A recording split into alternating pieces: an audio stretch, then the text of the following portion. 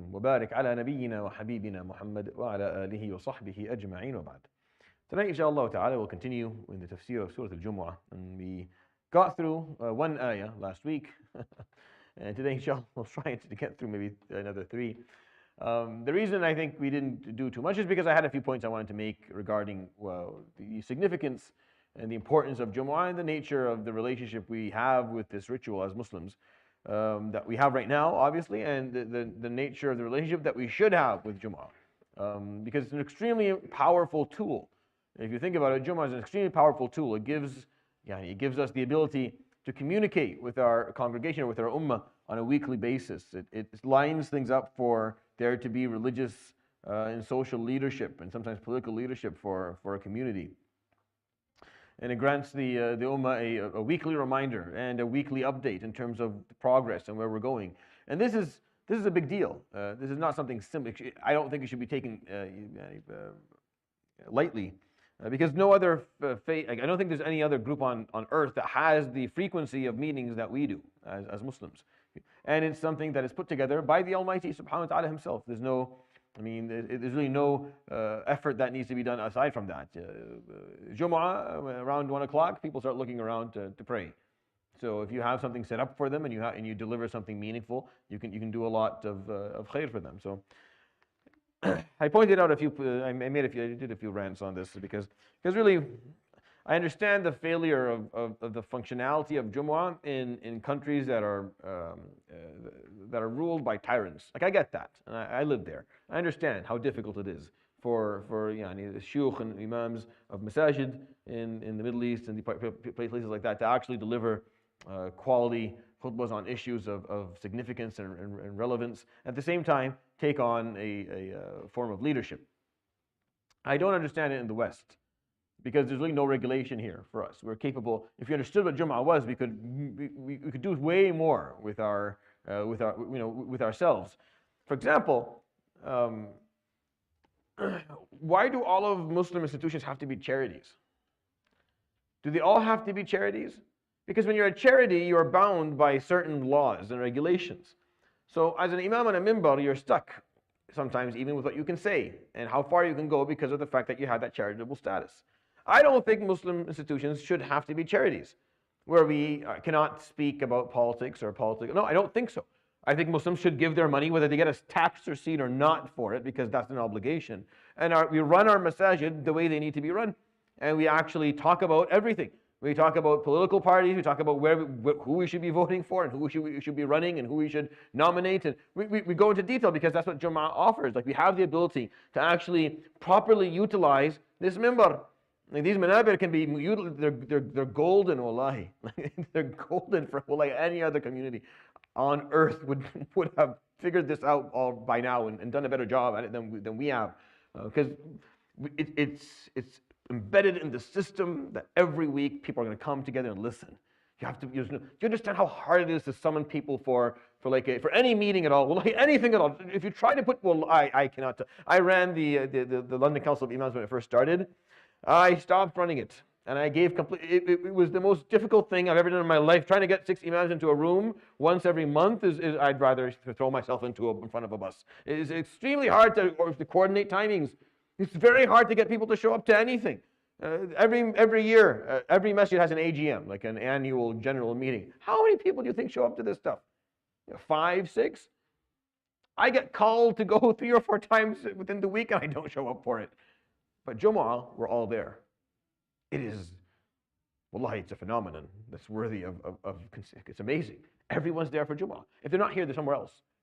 If there was any form of leadership within a community, and any form of coordination and collaboration, then we could get almost, because I think about it, the power of the power, I don't believe power is in numbers, but power is in unity. But if you have unity and you have numbers, like a little bit of a perk there, then we swing almost any vote in any city regarding any aspect of political life. And we have a platform for it. Now, we can't talk about these things in masajid because they're charitable. I can't get on the minbar and say, hey, this year we're going for that. I can tell you to go listen to what Hikmah says. That's fine. You can go listen to that. But people actually don't respond to that as well. People don't respond as clearly to that type of instruction. If masajid were functioning in a way where the imams actually had the ability to talk about these things, and there was some form of political leadership within our community, then and it was coordinated, and masajid were not charities, so you could stand up and say, this is what we're going to do, and this is how we're going to run it. If you're not for profit, it's not a charity though.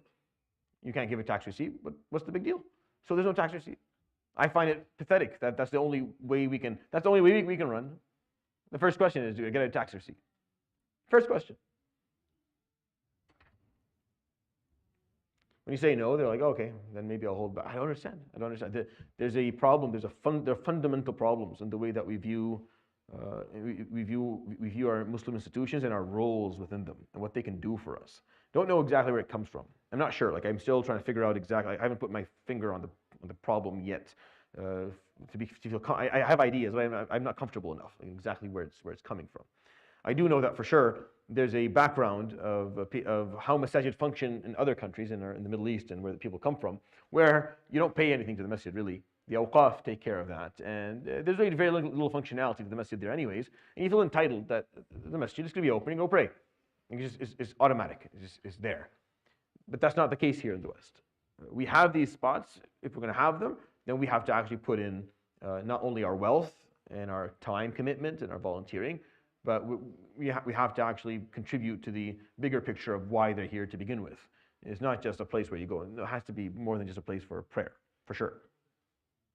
So this is why I think I'm bothered, because I look at Jumu'ah and it's amazing. It's there. It's still there. We haven't lost it yet, which is why I'm scared, because these things don't continue forever.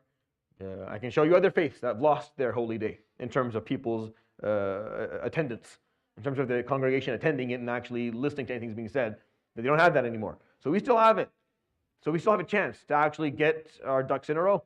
We can still get our way, make a difference for ourselves and for Muslims all over the planet if we just learned how to deal with this, how to use this amazing tool that we've got. And that's why I think it's just worth talking about for sure within this within this community. I think if not, let's say you have 10 masajid, one of them shouldn't be a charity. One of them shouldn't, so that the imam there can say almost anything, and then people take a hint from what's being said there. And if there's some coordination, instead of having all these institutions that function in silos, completely in an isolated manner from others, meaning there's no collaboration in the work, and there's no joint direction in terms of where these communities are going, what they're trying to achieve for themselves. Just change that a little bit, then you'll be surprised the power that we are able to harness and what we can actually. We're not weak. We are right now, but we are not in terms of the potential that exists. No, we're capable of doing a lot more, way more. And it's frustrating for me that we don't. That's why we're going to read Surat Al-Jumah, and you'll see what, as Allah subhanahu wa ta'ala kind of explains to us a little bit of how it works. And I went through the first verse last week, and we'll go through I'll read 3 verses in a row because it's a passage. All 3 verses kind of work together from 2 to 4, and then I'll go through, inshallah, the meaning with you with the time that we have. أعوذ بالله من الشيطان الرجيم. بسم الله الرحمن الرحيم. هو الذي بعث في الأميين رسولا منهم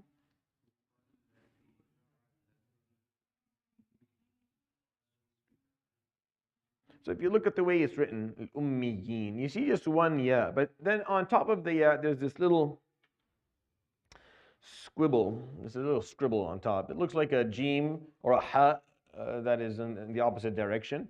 And this is a mad sila. This is a ya.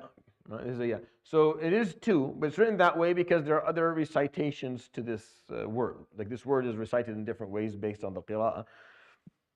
So it's written, that's how it's actually written in the Mus'haf al-Uthmani. And this little scribble, this little symbol is added so that you know, and it's 2 yas, not ummeen, it's al-ummiyin. So there's actually 3 yas there. There's the first one that is sakin, and the second one that has a kasra on it, and then the third one is also sakin, meaning it's silence, or it has sukoon on it. So ummi, that's the first one. Yi, that's the second one. E, that's the third one. So ummiyin, and that's how it's supposed to be recited. يَتْلُو عَلَيْهِمْ آيَاتِهِ ويزكيهم يتلو عليهم آياته ويزكيهم ويعلمهم الكتاب والحكمة ويعلم الكتاب والحكمة وإن كانوا من قبل لفي ضلال مبين قبل في ضلال وآخرين منهم لما يلحقوا بهم وآخرين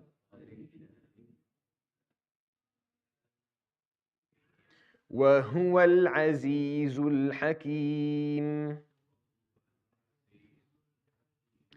ذلك فضل الله يؤتيه من يشاء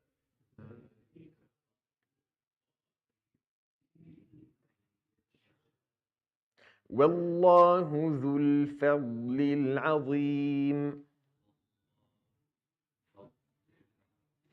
So he says subhanahu wa ta'ala, after he begins the surah with يُسَبِّحُ لِلَّهِ, everything in the cosmos and on the earth exalt him subhanahu wa ta'ala, as he is al-Malik, the king, the owner, al-Quddus, the holy or the sacred, al-Aziz, the unbeatable or the unfathomable, al-Hakim, the all-wise.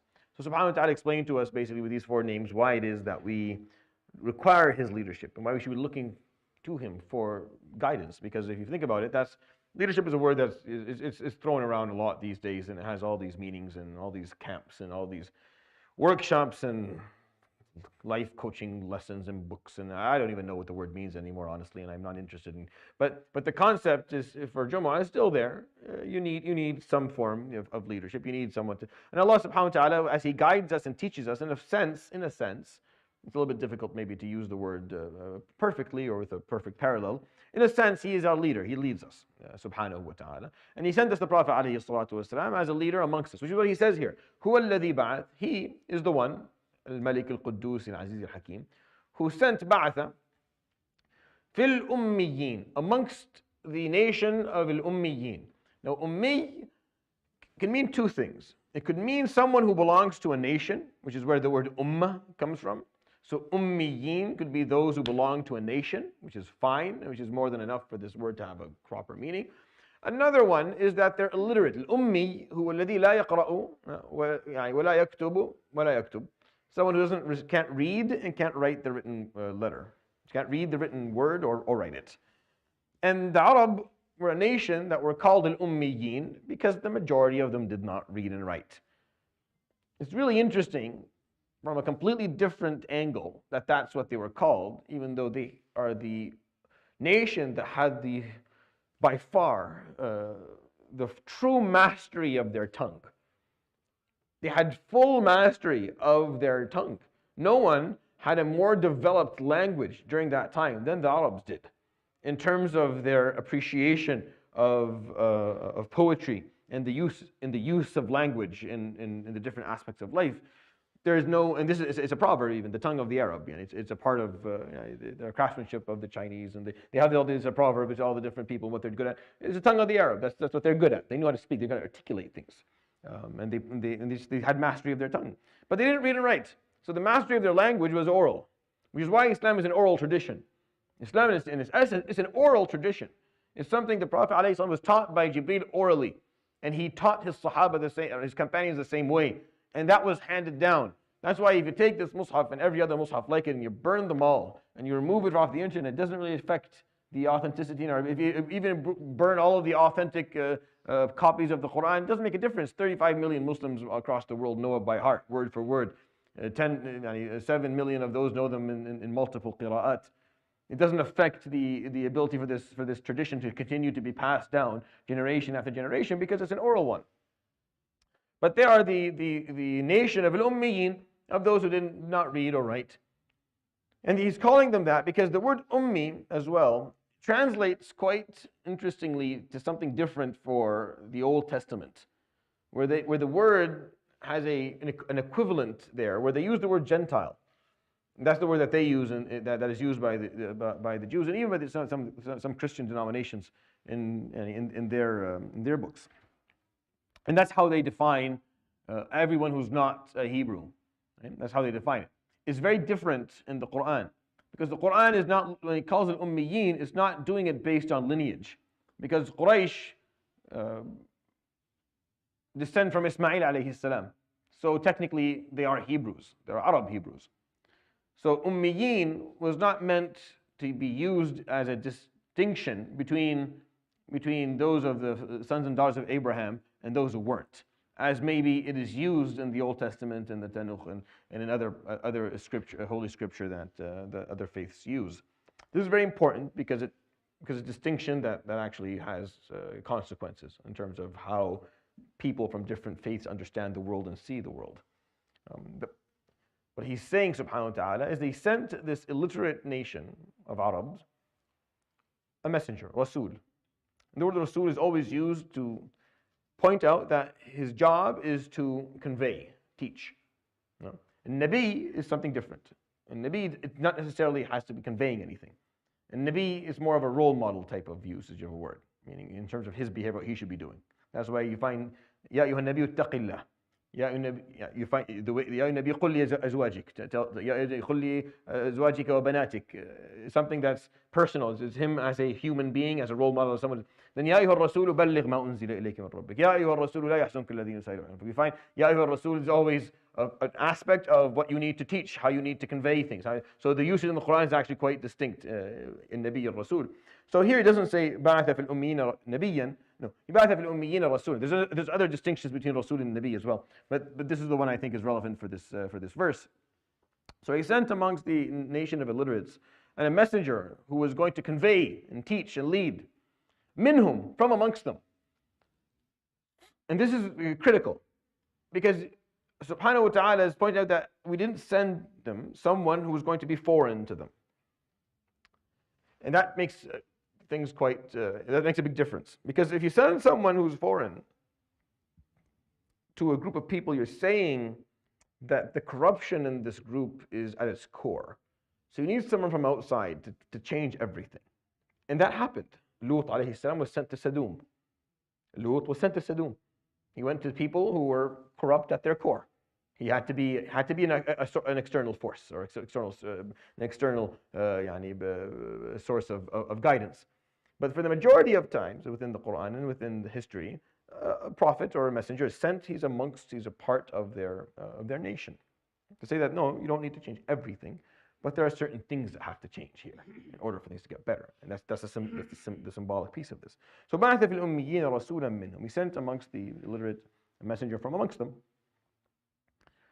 to do 4 things. These 4 things are known amongst scholars as the purpose of sending messages and prophets. This is not the only time this exists in the Quran, where it says يَتْلُو عَلَيْهِمْ آيَاتِهِ وَيُزَكِّيهِمْ وَيُعَلِّمُهُمُ الْكِتَابَ وَالْحِكْمَةَ. You find لَقَدْ مَنَّ اللَّهُ عَلَى الْمُؤْمِنِينَ إِذْ بَعَثَ فِيهِمْ رَسُولًا مِنْ أَنفُسِهِمْ يَتْلُو عَلَيْهِمْ آيَاتِهِ وَيُزَكِّيهِمْ وَيُعَلِّمُهُم الْكِتَابَ وَالْحِكْمَةَ. And then you find Ibrahim alayhi salam in Surat Al-Baqarah, for example, when he's إِذْ يَرْفَعُ إِبْرَاهِيمُ الْقَوَاعِدَ مِنَ الْبَيْتِ وإسماعيل ربنا تقبل منا إنك أنت السميع العليم ربنا وجعلنا مسلمين لك ومن ذريتنا أمة مسلمة لك وأرنا مناسكنا وتب علينا إنك أنت التواب الرحيم ربنا وبعث فيهم رسولا منهم يتلو عليهم آياتك ويعلمهم الكتاب والحكمة ويزكيهم. Same 4. So you find in the Quran multiple times being recited. And it's always there to point out this is what the Prophet is sent to do. This is the job. Here's your goal. Here's what you have to do. Here's what you have to convey. These are the 4 things, the 4 main points that any prophet is going to bring. And if you understand it appropriately, any leader who will come after him, alayhi salatu wasalam, or prophets later on, will have to do the same 4. And if you're not doing these 4 with the proper sequence and the appropriate proportion for each, I mean, if they're not proportionate, then the message that you're conveying is problematic, meaning it's not actually doing what it's supposed to do. So these are the 4 things, and we're talking about them a little bit today because they're really, really important. And they're worth, again, when we're talking about Jum'ah, this is why this ayah is here. Why is this ayah here in Surat Al-Jumah? Because Allah subhanahu wa ta'ala is telling us, here's why I sent him. Here's what he's going to lead you and teach you to do. And here's what the people who come after him are going to continue to do as well. So that it's in Surat Al-Jumah for a reason. Because Surat Al-Jumah is saying, here's your leadership, and I sent him to you. I am he is subhanahu wa ta'ala the supreme leader, and he's going to send a leader amongst you. And he is going to do these 4 things for you. And then this will continue to be the case moving forward. يَتْلُو عَلَيْهِمْ آيَاتِكَ وَيُزَكِّيهِمْ وَيُعَلِّمُهُمُ الْكِتَابَ وَالْحِكْمَةَ. Four things. Number one, يَتْلُو عَلَيْهِمْ آيَاتِهِ. Ayati here is not verses. All right? 99% of the time in the Quran, when you see the word ayah or ayat, it's not talking about a verse in the Quran. Most of the time. There are a few exceptions to that rule, and the context is very clear. Like the context will make it clear that he's talking about a verse from the Quran because of the context of the verse itself. But whenever he uses the word ayah in the Quran or ayat, he's referring to signs, which is what the word ayah means. So يَتْلُو عَلَيْهِمْ آيَاتِ. He recite upon them his signs, subhanahu wa ta'ala. Not to do, because it's redundant. If he says يَتْلُو عَلَيْهِمْ آيَاتِ and then in a second he says يُعَلِّمُهُمُ الْكِتَابِ, it's the same thing. Technically, it's the same thing. But there's a clear distinction here because he's using two completely different terminologies. So يَتْلُو عَلَيْهِمْ آيَاتِ, to recite upon them his signs.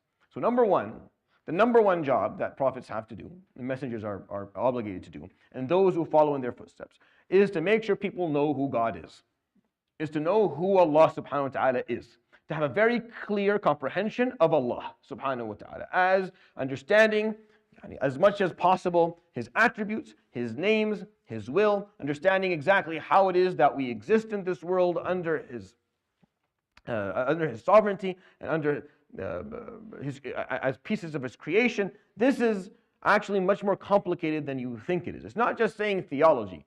It's not just aqeedah. It's a little bit even more than that, because theology can be just a couple of articles. Number 1, number 2, number 3 in terms of no.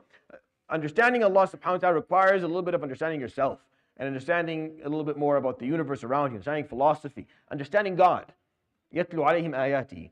He will recite upon them his signs, so that you know La ilaha illallah. Because if that piece is not, properly confirmed, then what's the point of going forward? Like, why would you talk about anything else if the person doesn't believe in God? I always have people bring me individuals who are struggling, or someone has questions. I sit with them and they start talking about, I say, before we go into the details of, why it is that Aisha was young when she got married and why the Prophet ﷺ did. Before we talk about these, details that you think are really important, tell me what your understanding of God is.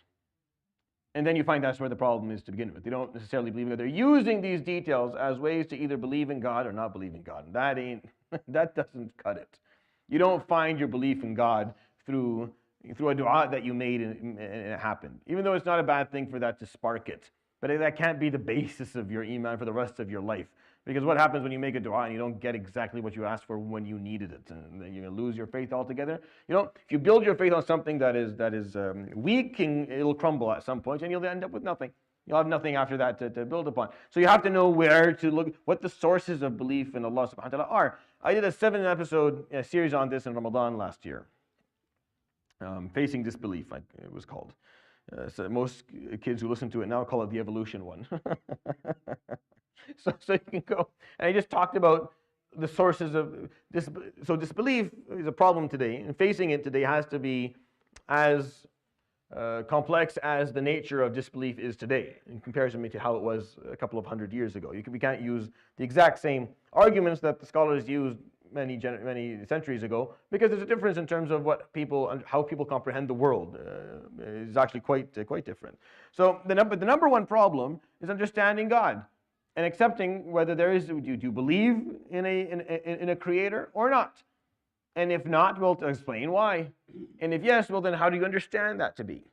What is your comprehension of what a creator would look like within this world? Even without faith, you can come to a couple of conclusions. Number one, you come to the conclusion that it's only one of them, because everything works in the exact same way. We don't have different realms where different laws apply.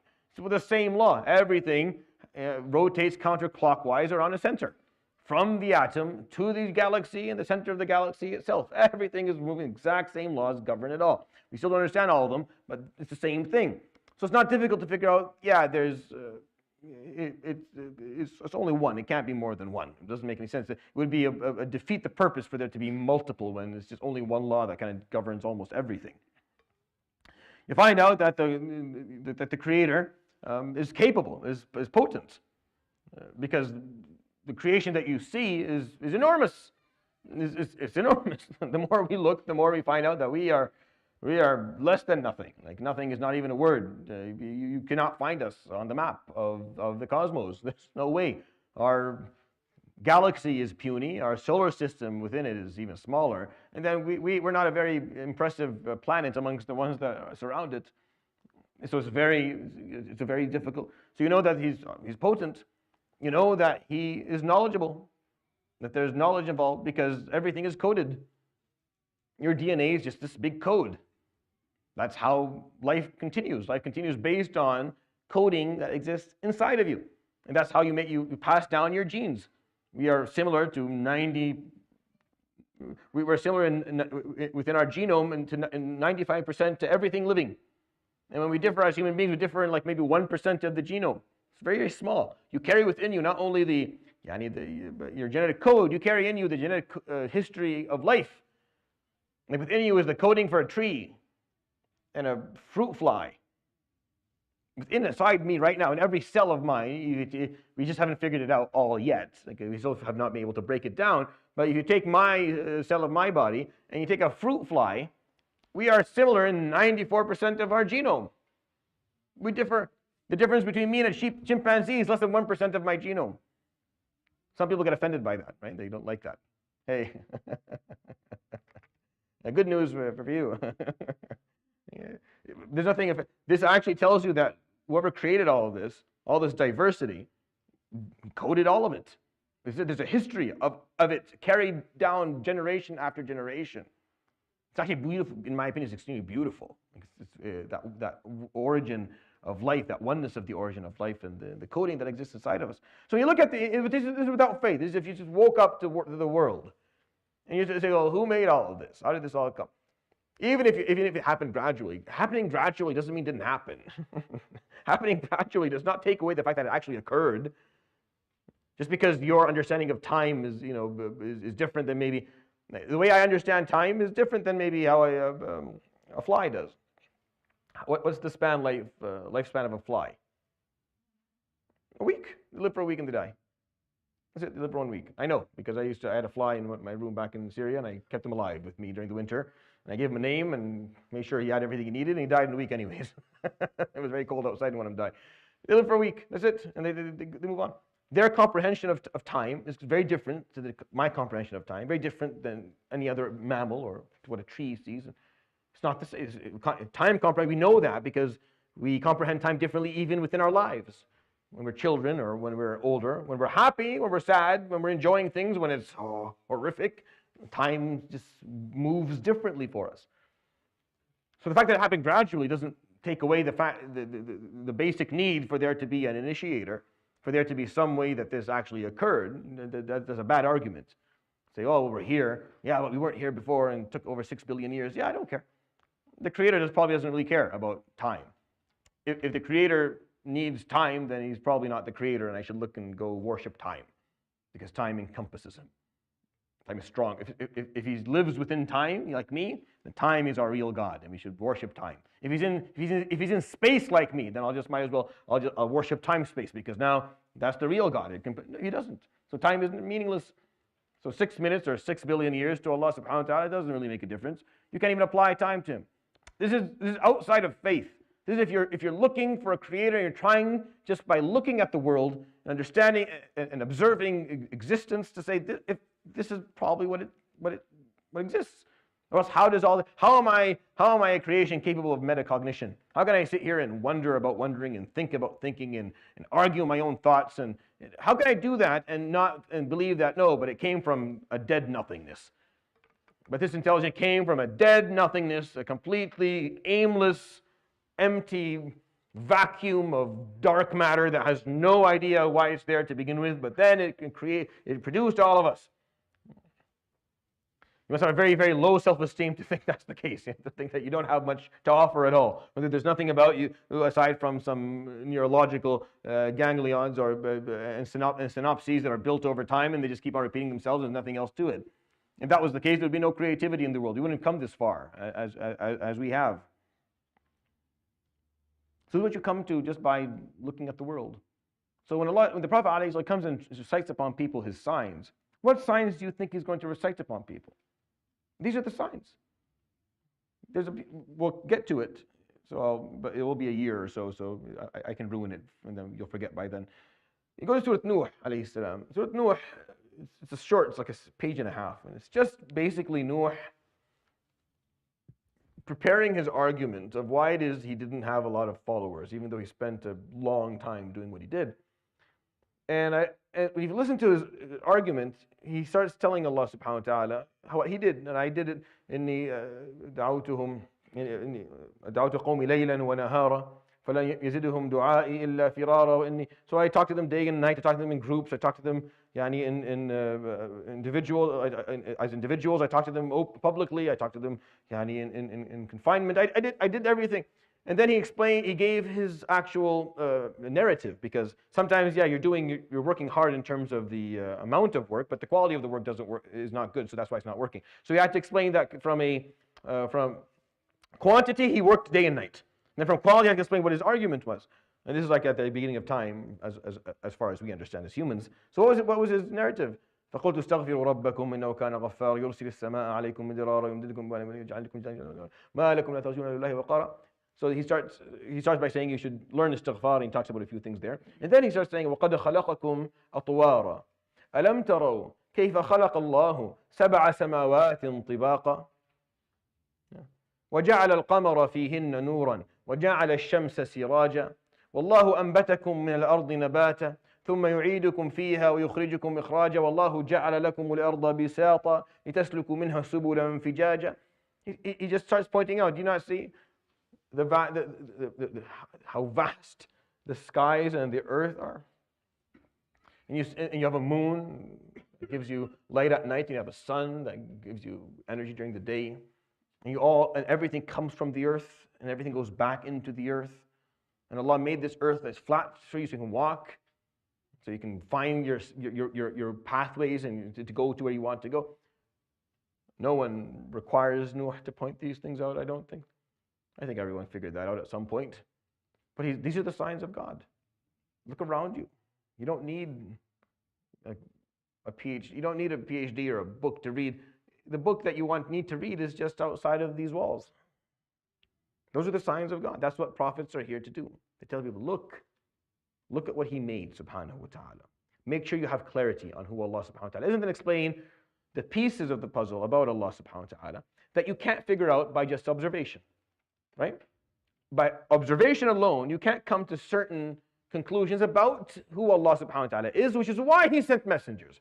If you could do it without messengers, He wouldn't have sent them. There'd be no point. If it was something that you could conclude on your own, then He would have sent messengers. He sent messengers to fill in the pieces that you probably can't figure out on your own about who Allah subhanahu wa ta'ala is from life itself. So He sent the prophets alayhimu salatu wasalam to explain who Allah subhanahu wa ta'ala is. Al-Alim, Al-Hakim. Right? Al-Quddus, Al-Subbuh, Al-Rahman, Al-Rahim, Al-Ghafur, Maliki Yawm Al-Din, the Rabbul Alameen, the words that you need so that you have clarity, because you can maybe assume some of them, but you can't be sure. But now, okay, this is who He is, subhanahu wa ta'ala. Understand aspects of His characteristics, His attributes. Understand that what His will means. So you understand and how that translates into life, because His will, subhanahu wa ta'ala, translates into life through qada and qadar. And then you have to understand what those mean and how those are going to affect you as a person, so you can figure out what to do in your life and what your life means. This is what it means to understand God. Like, all of these pieces have to be clear. If they're not, then it's impossible. So yatlu alayhim ayati is the first thing. Number one, you need to make sure they know the signs of God and they know who He is, subhanahu wa ta'ala. That's the first thing. If you don't do a good job at that, and I don't think we do, and I'm guilty like everyone else, we don't do enough of this. But that's the number one thing that we're required to do when it comes to leadership and Jumu'ah. You have to make sure people know who Allah subhanahu wa ta'ala is, and they have that clarity, and they have that certainty, and they're not struggling with this piece. 99% of people who talk to me about Islamic doubts or problems, it's always to that basic piece. So it's not something it goes back that they're not sure. They don't have good understanding of why they would want to believe, why they would need to believe in a God, or why they would need to believe in a power, a deity. Because unfortunately, the way Allah subhanahu wa ta'ala sometimes is spoken about in other realms, in other circles, and in other books of scripture is very different. He's humanized. He's humanized for sure, meaning Allah subhanahu wa ta'ala is spoken about in ways that Muslims don't accept. And that's how human beings have always wanted things to be. Either you elevate the status of the human being a bit higher to be closer to God, or you bring down God a little bit so he's less supreme. He's less holy. He's less sacred. He's less divine. Because divineness is hard. You can't keep up with that. You can't compete with divineness because we're not divine. Nothing about us is. So we have to figure out. Human being doesn't like to know that we don't like to be just creations, just servants. We want to be something more. So either we elevate, and it's hard for us to elevate, but maybe then we bring down God, which is why people, when they listen to the descriptions of God in other scriptures that the hand of man has manipulated one way or the other, or in other, or sometimes in narratives of religious people, even Muslims, who don't understand exactly who Allah subhanahu wa ta'ala is appropriately, لَا يَعْرِفُونَ Allah, then the person who is logical will listen to the description and say, that makes no sense to me. I'm good. And they're filled with doubts because they don't understand.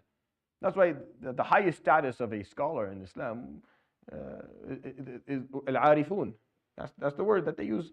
Al-arifuna billah, those who know God, who know Allah subhanahu wa ta'ala, actually know Him, understand exactly who Allah subhanahu wa ta'ala is, and that's a big deal.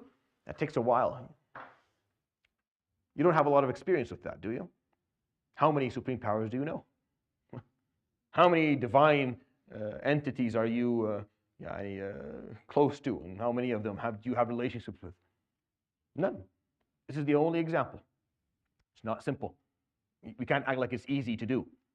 I can barely build a relationship with you, and I can see you and listen to you. How are you going to build a relationship with one whom you cannot see, hear, touch, smell, feel? You can't do anything. All you have is His word, and maybe someone who's speaking on His behalf, but you don't have a direct connection to Him, subhanahu wa ta'ala, aside from the spiritual one that figuring out is actually quite complicated too, because we don't understand ourselves. You're saying where the problem comes here. It fixes most problems. For you to understand Allah subhanahu wa ta'ala and to build that connection and to understand yourself through Allah subhanahu wa ta'ala, fix most problems. That's why it's the number one. يَتْلُو عَلَيْهِمْ آيَاتِهِ. Number one, you have to start by making sure people know who God is and why it's important for them to do so and how that affects them. It affects you. Tawheed is a concept that's extremely effective. It's extremely effective. It's the most important part of the deen, and it's very important and significant. Most people think, so you believe in one God. No, it's not so you believe. This is a huge deal. The concept of Tawheed is extremely powerful and very protective, and it's impactful in terms of your behaviors and your ethics and your values. Because when you understand that there's only one supreme power, one divine entity, then you know that the red lines come from one source and one source only. And those lines are divine as He is subhanahu wa ta'ala. So when He says this is haram, that line ain't budging. It'll never move. No one can touch that line because it wasn't the hand of man that put it there. There's a divine power that put that line there. When He says you don't kill, or you don't lie, or you don't steal, or you don't permit zina, or you don't betray, or you don't abuse, these are lines put by the Almighty. No one. You can take a person who understands what Tawheed is, you pick them up and drop them anywhere, anytime. Anywhere, anytime. You put them down, they will continue to observe these lines. Whether in 2024 in Canada, or 700 years ago somewhere in Africa, or 1,000 years ago in the Middle East, or 2,000 years ago in Bethlehem, or 3,000 years ago in Egypt, it makes no difference. If they understand Tawheed, then they go and look, what are the lines that the Almighty puts? And then they observe it. You see, societies don't function that way. Societies start with some lines, and then over time, the lines shift. Over time. Ever go look up 1924. When you go home today, just look up images from 1924. Right?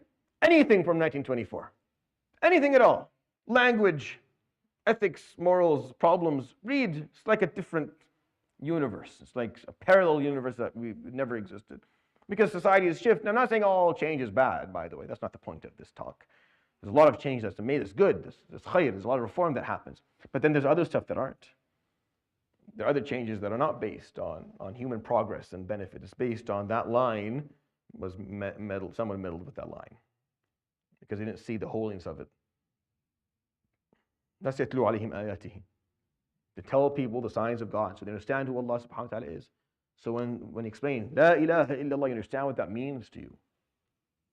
Your ethical standard, the source of your values is one, it's divine. You don't mess with that stuff.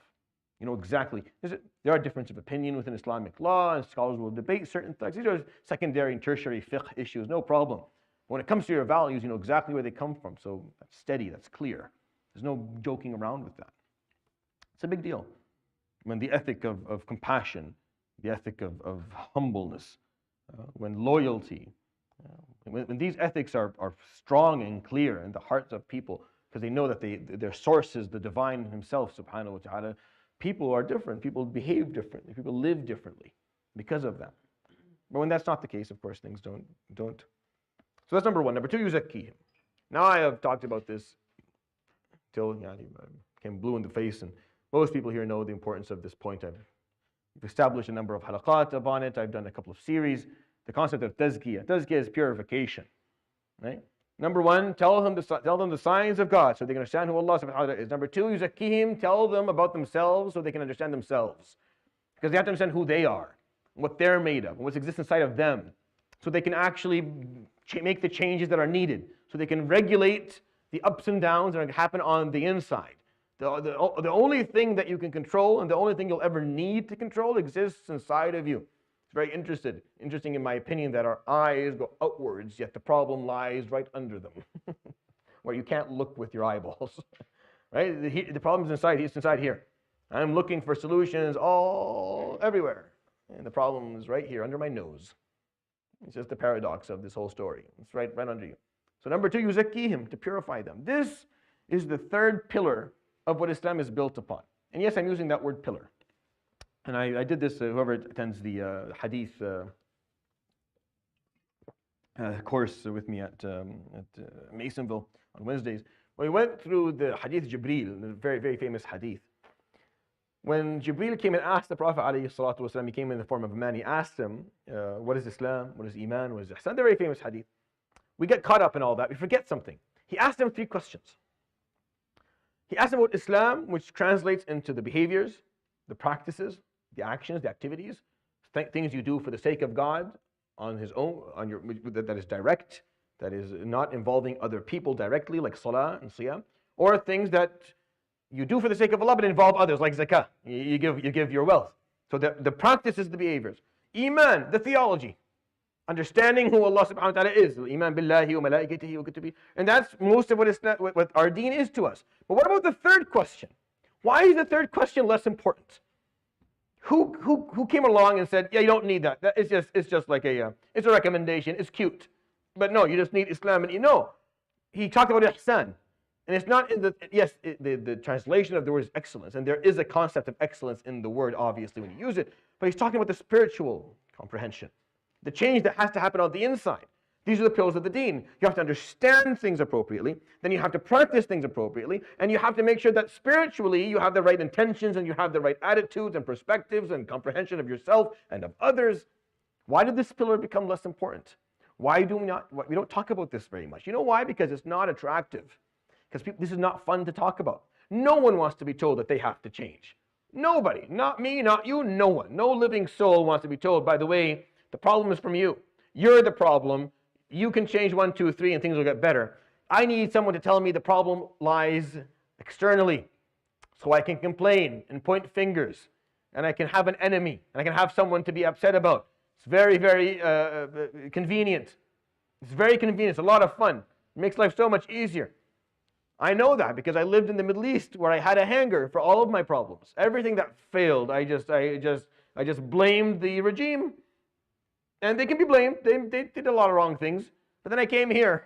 The same failures, wallahi, the same failures, almost point by point as they were in the Middle East, and I had no hanger anymore.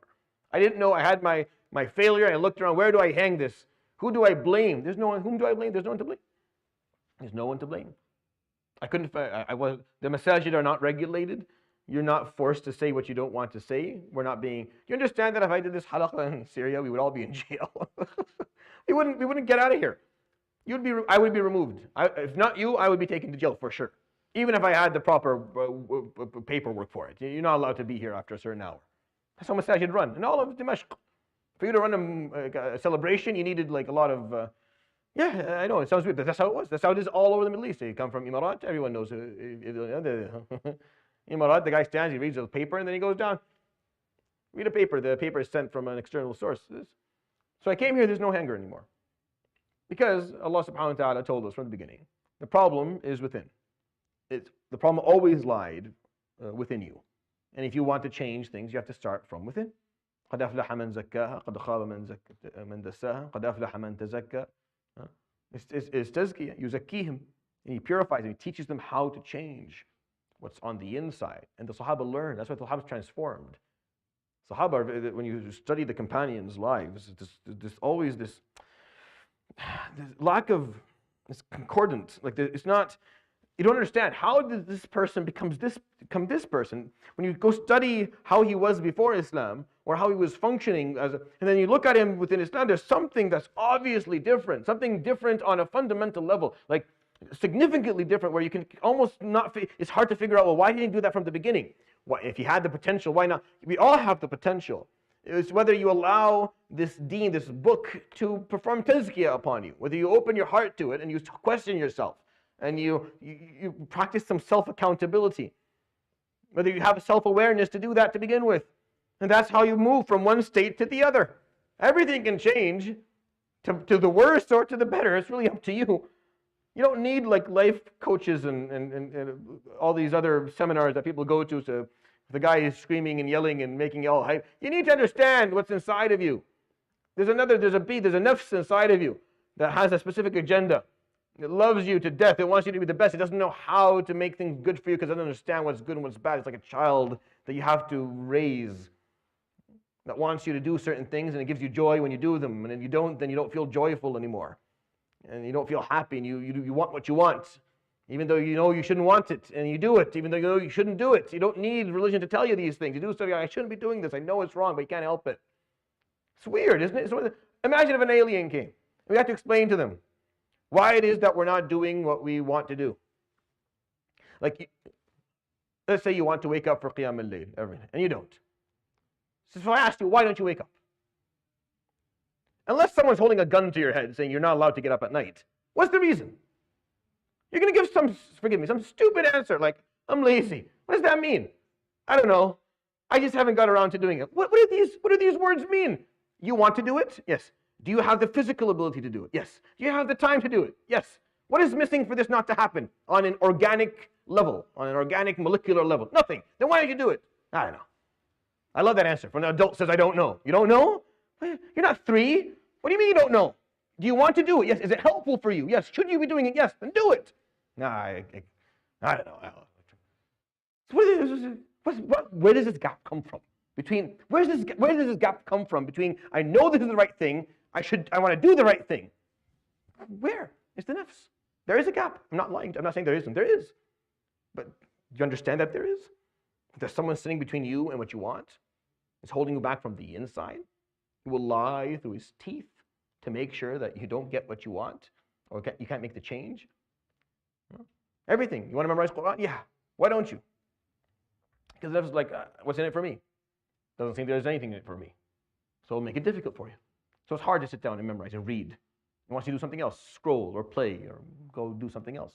That's more enjoyable to it. Or do something where it feels you'll be making more money or becoming more famous or have more status. Or something that it feels is beneficial to it, but not something that isn't. If we remove that piece, and we have, then it's not really weird that we're not getting anywhere. This is the second pillar. Have you noticed so far? Where is Salah and Siyam and Zakah and Hajj? He is sent to do 4 things. The first 50%, not the second. By the way, Ibrahim, when he made the dua, he said, رَبَّنَا وَبَعَثْ فِيهِمْ. This is a little nugget for you. He said, إِبْعَثْ فِيهِمْ رَسُولًا مِّنْهُمْ. He said, يَتْلُ عَلَيْهِمْ آيَاتِكَ وَيُعَلِّمُهُمُ الْكِتَابَ وَالْحِكْمَةَ وَيُزَكِّيهِمْ. That was his sequence. So Allah responded to him in Surat Al-Imran, and he fixed it. And he said, لَقَدْ مَنَّ اللَّهُ عَلَى الْمُؤْمِنِينَ وَبَعَثَ فِيهِمْ رَسُولًا مِّنْ أَنفُسِهِمْ يَتْلُو عَلَيْهِمْ آيَاتِهِ وَيُزَكِّيهِم. Minute number 2. Like Ibrahim alayhi salam had the 4, but he put يُزَكِّيهِم at the end. And Allah subhanahu wa ta'ala twice, once in Surat Al-Jumah, once in Surat Al-Imran, he put it back to number 2. No, not as if. To tell us that this is commonly forgotten. This is commonly put aside because it's not attractive, it's not fun. Because no one wants to be told, you're the problem. You need to change. You need to be better. You have to actually look inside and start making adjustments. We don't want to hear that. We want something else. It's funner if there's something else. If someone is telling you you're fine the way you are, which is what we do here today, right? This is what we're doing in this country now, in the world. You're fine. You're amazing. Just by being you, you're amazing. Everything about you're amazing. You're a star. No, you're not. No, you're not. None of us are. We're not born that way. We're not born amazing. We're born at best mediocre. And then we learn and we improve and we change things on the inside. And we grow and we become great and we become amazing and we have the potential for it. But to act like just by basic genetics somehow that's insane to tell someone that. You're telling them that you're gonna ruin their minds. They're never gonna change anything. They're never gonna learn anything about themselves. They'll never try harder. They'll never question themselves. Do you understand the danger of a person who doesn't question themselves? That's a dangerous individual. They're called narcissists. They turn to psychopaths. Over history, if they ever had any power, they wiped out complete nations of human beings. Because if you don't question yourself, I'm not saying that you're not able to make a decision, but if you don't have some self-awareness and accountability, and you sit down and say, well, am I doing the right thing here? How do I know that I did this for the right reason? إِنَّمَا الْأَعْمَالُ بِالنِّيَّةِ. Exclusively, actions have no value if there is no intentions behind them. Did you think about? Scholars would say that if you aren't scared to death by this hadith, you haven't understood it. Scholars would say that this hadith, if you're not scared to the point where you can't sleep at night, then you have not understood what it means. If you ruin an intention, doesn't matter how huge the deed was, it could be worthless. It could add up to nothing.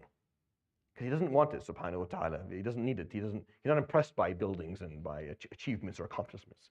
He's impressed by sincerity. He loves sincerity and genuineness. He loves compassion and empathy. He loves those stuff, the selflessness. Oh, he looks for that. He looks for that inside of you. That is hard.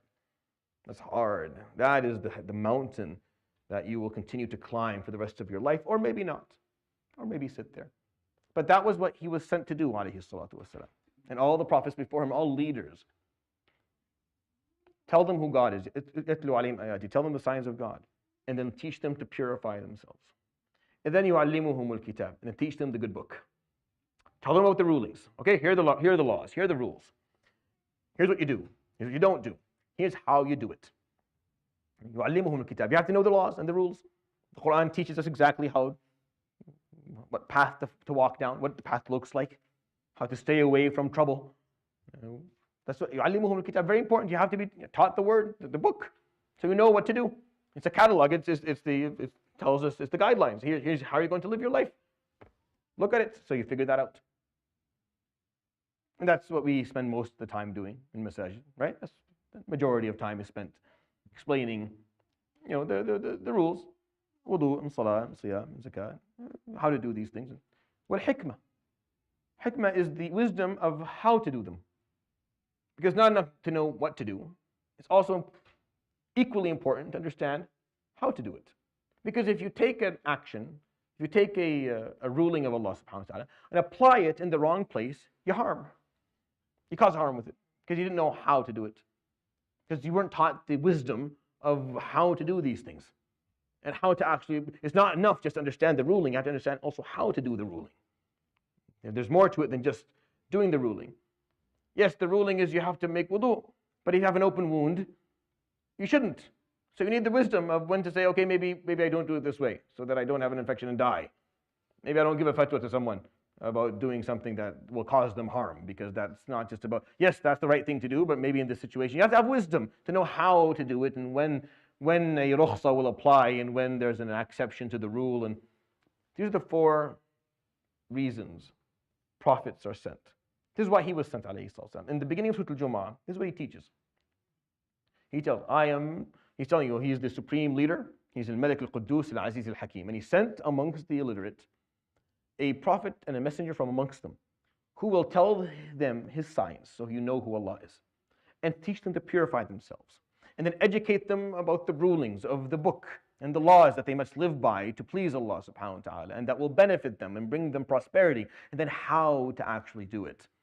It's one thing for you to know the ruling, it's something else for you to know how to do it. That's why he was there in front of us, or we would need him, sallallahu alayhi wa sallam. You need a role model. I need to see how to do this.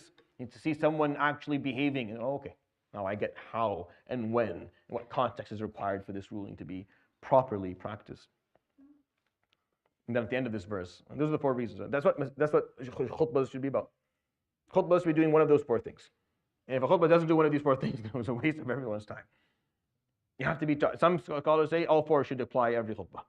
They should be told about Allah subhanahu wa ta'ala. They should be helped to be purify themselves. They should learn a ruling, and they should learn the way, the wisdom of how to actually properly practice it. It's very hard to put them all together, by the way, in a khutbah. That is going to be 20 minutes and in 2 languages.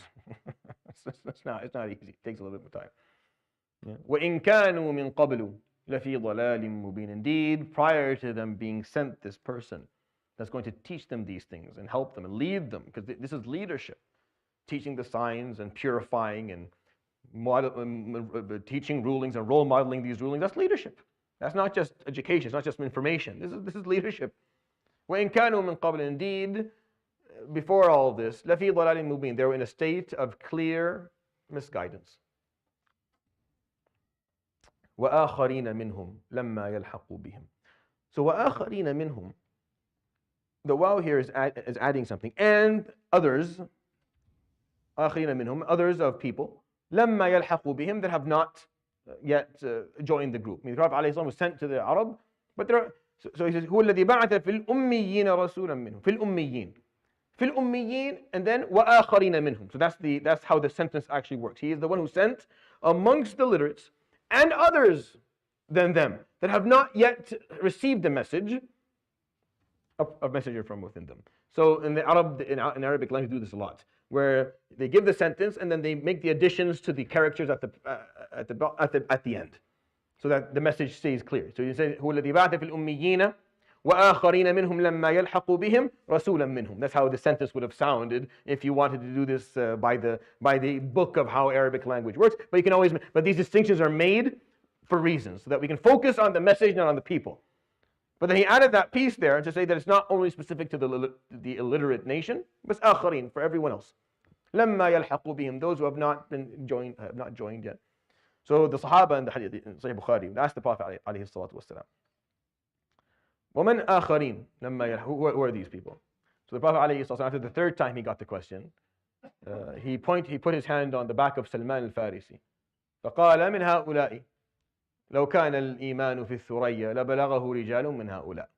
It's people like him who aren't Arab, who are going to accept the faith.